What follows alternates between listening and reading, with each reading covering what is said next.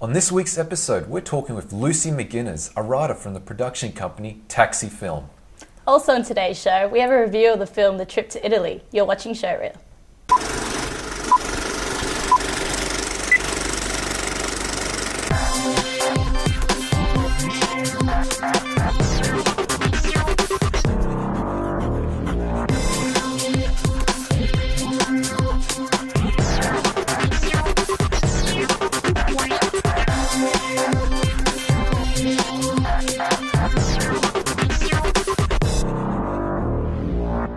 Welcome to Showreel. I'm Toni Pankaluic.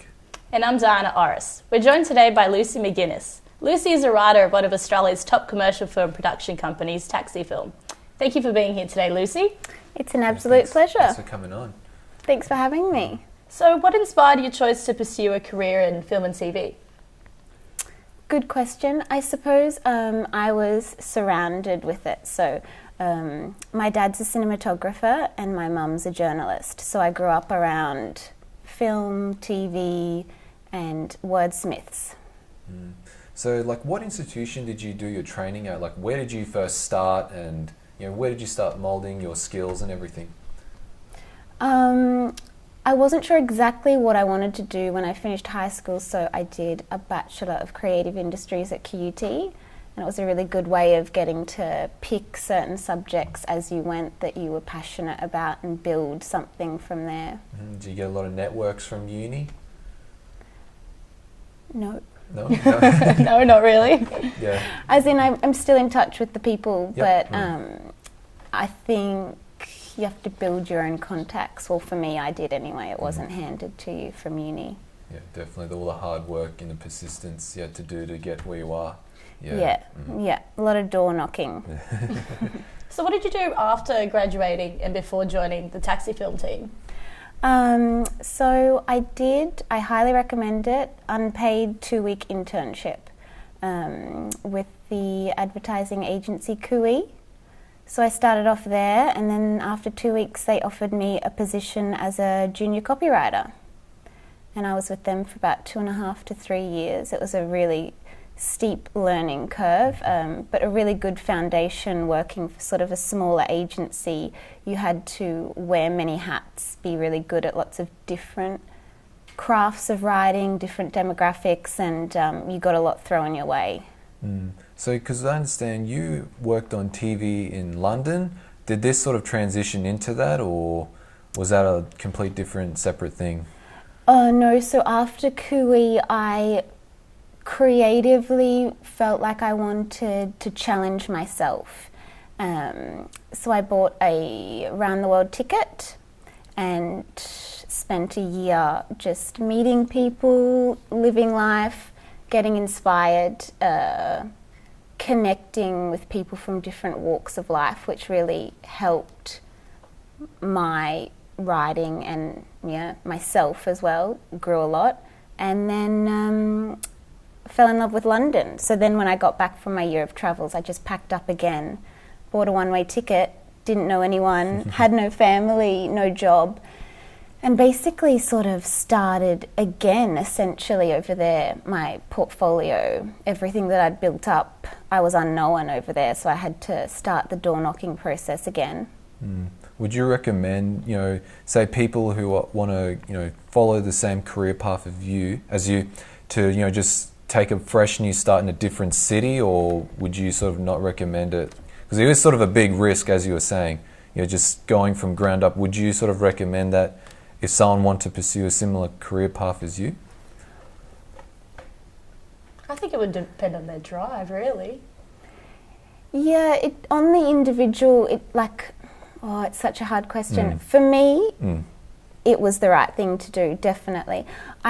A big lesson that I learnt, depending on what your skill set is, in Brisbane and Australia to a degree, we are, to succeed in this industry, you sort of have to master quite a few different skills and be really good at that.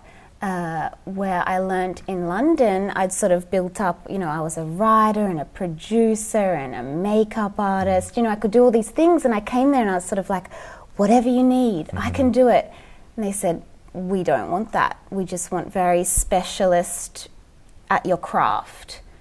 Not even interested in a writer that could write for different mediums. It would just be, no, you're going to just do television, just do print, but be the elite in that.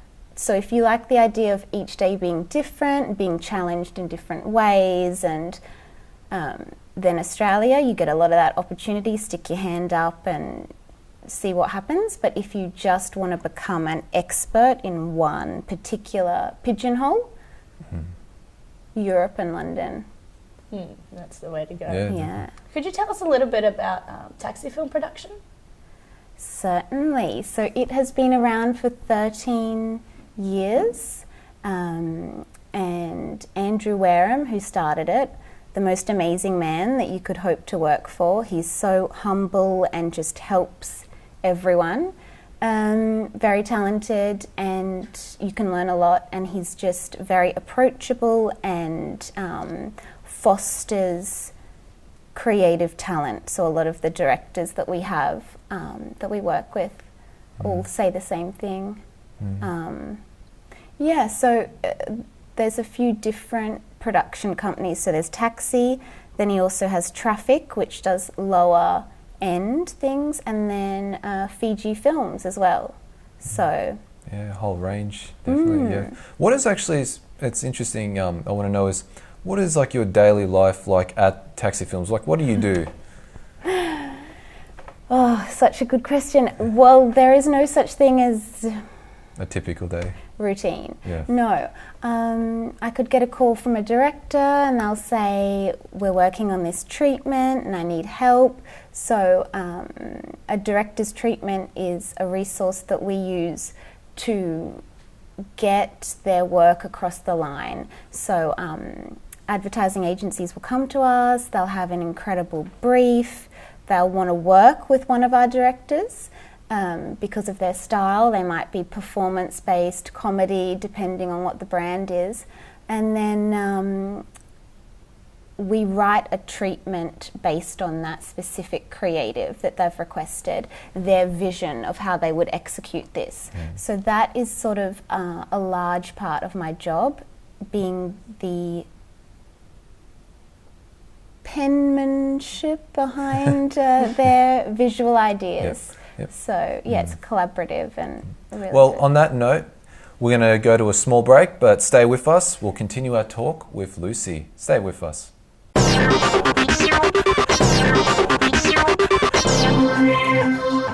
Welcome back to Showreel. We're chatting with Lucy McGuinness. Is it true that today you're working with 4 different directors? Yes, this is definitely true. 4 different directors, 4 different styles, 4 different job pitches. So it's So the number of the day today is 4.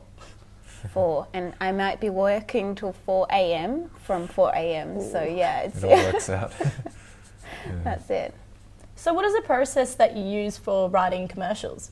Well, we would get a brief, go away, have a think about it, come back with a creative solution.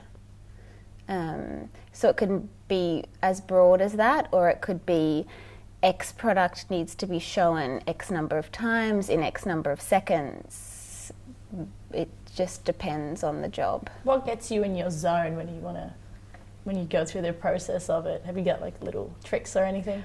Getting out of the office helps me. In London, I used to ride buses, and a few other creatives that I met over there used to do the same thing, public transport, just sitting, observing. You would pick up words and creative ideas and slang and all sorts of just things that you wouldn't otherwise have exposure to. Sitting at your desk, 4 walls, can be quite sterile and not the best. See, I've noticed with Taxi Film Productions, you guys do a lot of amazing things. And, what qualities do you guys sort of look for new people joining in? What do you guys look out for? Well, I can vouch for passion. I think that even if you don't have the experience, if you have the passion, the determination and the drive, you're going to get a chance with somewhere like Taxi. They're going to take a chance on you, I think, because so much can be taught in this industry and learnt, and there are so many people from different walks of life that want to impart that wisdom to the next generation. So just, enthusiasm, passion, dedication. Yeah, definitely. I noticed it's very interesting with the Australian industry. It's, very much like a cottage industry, and everyone's, they all know each other. They're all trying to help each other because, it's different to America where, the opportunities are bigger, and as long as everyone's got the passion and they want to work together, people do get places, and it's very interesting how you pointed that out. Yeah. Yeah, No, exactly. definitely. That attitude is what you want. That's the biggest thing that we look for, I think, is just that passion and not a clock watcher. Because in this field, there's no such thing as set hours. So anyone that's kind of thinking, it's 5:15 and I've got to go, they're not going to succeed. Yeah. But those people that put their hand up and stick around. And another thing that you wouldn't think of is being good at making tea and coffee, because that is something that you need to survive.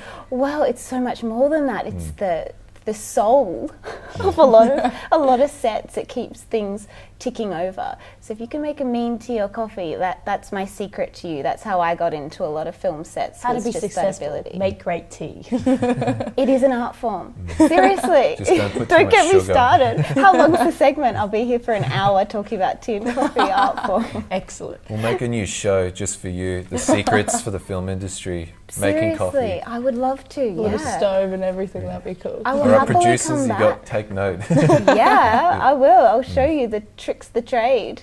Yeah, no, that would be something. But now it's time for a review segment for the show. This week's film is The Trip to Italy. Here it is. Steve, it's Rob. Oh, hey. Listen, the Observer wants us to do more restaurant reviews. Really? But this time in Italy. And they'll fly you to Europe. Well, first class. The Trip to Italy is a 2014 BBC 6-episode comedy series directed by Michael Winterbottom, which has been recut into a feature film. It is a sequel to the 2010 6-part series and film The Trip, which was itself a spiritual sequel to Winterbottom's 2006 film A Cock and Bull Story, released in Australia under the name Tristram Shandy, A Cock and Bull Story. Starring Christian Bale, What did you say, man? She pushed his tongue up her front. I want to be a madman. I don't want to be a normal guy. Tom Hardy,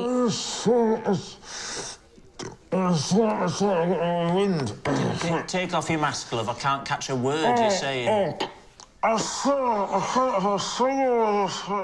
and Al Pacino. Pacino sits there and he says, for me, coffee is a way of life. A Pacino script will always have coffee marks on it. That's how you know it's a Pacino script. And then he takes a sip and goes, it's good coffee. The Trip follows the restaurant review tour of two impressionists whose Michael Caine impressions are outmatched only by their uncanny impressions of British comedy stars Steve Coogan and Rob Brydon. In the first series, they toured the north of England, but in the always difficult sequel, they tour the beautiful country of Italy. The fictionalisation of Coogan and Brydon allows for many hilarious jokes making fun of their careers. However, for some, it could be difficult to separate the reality from fiction. Imagining it, as the real Rob Brydon makes it very uncomfortable when the married man begins flirting with a younger woman.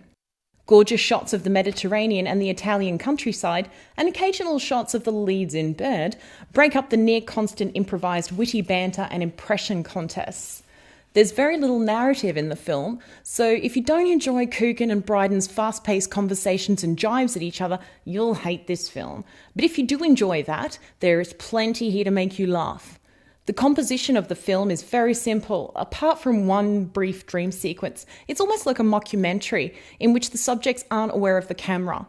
The impressions, particularly Brydon's, are very impressive and often hilarious. However, this is basically the entire film. The film isn't about funny situations, and there's very little character development. The film is carried on the back of the dialogue, which is even more impressive when you know it's improvised. The brilliant raw talent of Coogan and Brydon is on display, and that is essentially what the film is for. Based on that, the film is genius. 4 stars out of 5. Grazie mille. There's too much going on. Come, Quat, it's time for us to go.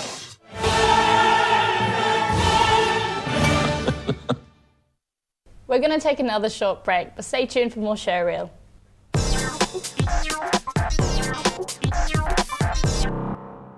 Welcome back to Showreel. So, Lucy, what is your favourite film and who's your favourite actor?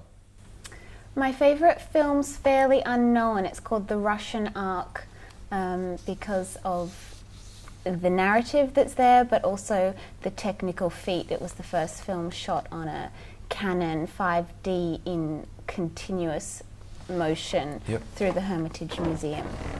And your actor or actress?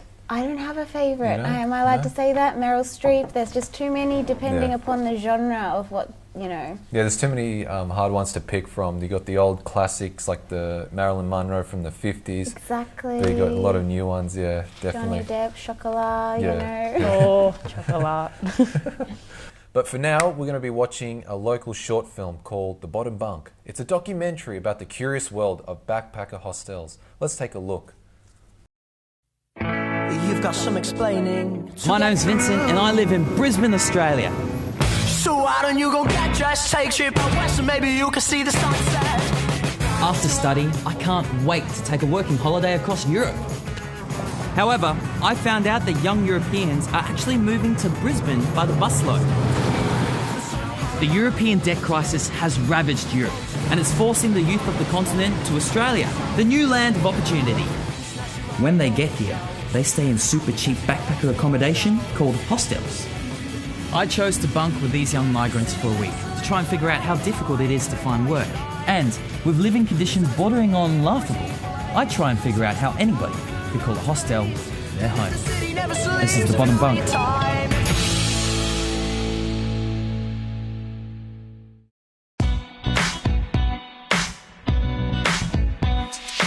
First off, I met a couple, Sam and Tara from Britain. I was surprised to hear how long they'd known each other for.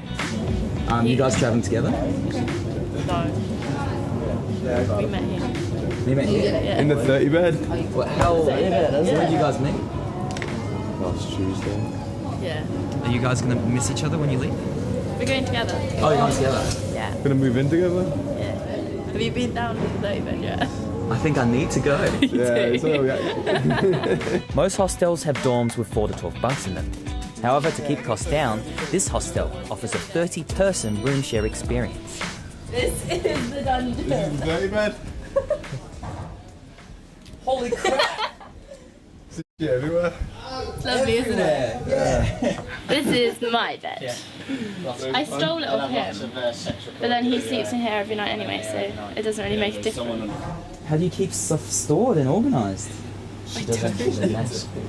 I don't. How do you survive in here, like without all the privacy and? You just get used to it. You've got to be drunk as well, it helps you. When you stay in a room like this and you've been in like a 6 dorm or something like that, you can't tell that there's loads of other people in here anyway. What happens if you want to have an early night or something? That just doesn't happen. You just get a lot of shouting and people telling people to shut up. It's not nice. That night, I stuck around for a drink at the in-house pub. I was glad I did because I was able to meet this interesting character. I am the king of this hostel. This hostel is mine. Nobody will ever take that crown. I sat down and asked bar manager Matt North about this supposed king of the hostel. A lot of people check in for 1 or 2 nights and disappear and you never meet them. Some characters like Sonny and Andy and that lot, they sort of get more ingrained into the lifestyle and they become the community. And where are you from? Ireland, Donegal, the pride of the country. How did you become the king of Brisbane City Hostel? Talking to everybody, playing pool, beating everybody at pool because I'm the best. And just over time everyone started to know me. And eventually I got the crown of the king of the castle. It's my castle.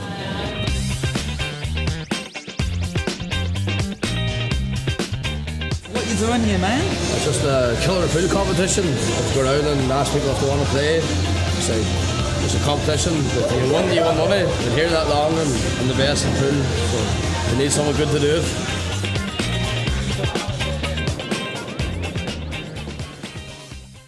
The next morning, we met Yuppie, who told us why he had chosen to leave Italy. Back in Italy, it's good food, really good food, but no jobs. I don't know, the economy is it's bad, very bad now. And yes, a lot of my friends are coming here actually. My brother is coming here in July. Everybody's coming. Yeah. Why do they think of Australia, to come to Australia? Because it's one of the few countries you can do a working holiday. It seemed that this was the same attitude that Sonny had to leaving Ireland. There's work back home, but then it all dried out, and there's not much left back there now, so just me and a few mates decided to come to Australia, try and find a job, and a year and a half later I'm still here. Like, there's nobody left in Ireland. So a lot of Aussies say that if everybody left Ireland and went back, the whole country would sink. After breakfast, Yuppie took us to a travel agency, where every day he would scour the internet for jobs. After a week-long search, Yuppie finally got a hit. You got a job? I got a job. $1. Where's that? It's out in the middle of nowhere. Wandone is a small cattle farming town 400 kilometres from Brisbane. I asked Yuppie if he was willing to make such a big move. It would be nice, but it's a bit too far. I want to stay here, see my friends at the end of the week. But for sure, if I don't find anything this week, I'll have to go in the desert. Back at the hostel, Sam and Tara were having their own troubles with employment. Where's Sam right now? Ah, okay. What does he work as? Fundraiser. He's about to get fired though. But we leave on Tuesdays. Why is he going to get fired? Oh, he's just messed up a couple of times. His boss is so angry. So that was Bottom Bunk. You can find the full film on our website. How did you find that? 30 beds in a room. Trying to shoot that. That's I find that pretty interesting. Yeah. I think a lot of Australians travel to Europe, so this is an interesting insight into a world we wouldn't usually see, what it's like to do the backpacking thing here. Definitely. Have not seen any productions that have focused on, say, hostels in Brisbane and everything. It's really cool to get a different perspective on it with the, all the international students, like whether from Ireland or Italy, and there are some funny characters there, put it that way. And there's a lot of Europeans living in absolutely. Brisbane now, so it's not like they're going to go out and make a film, really. It's definitely. The Brisbabes, the Brisbaneites will.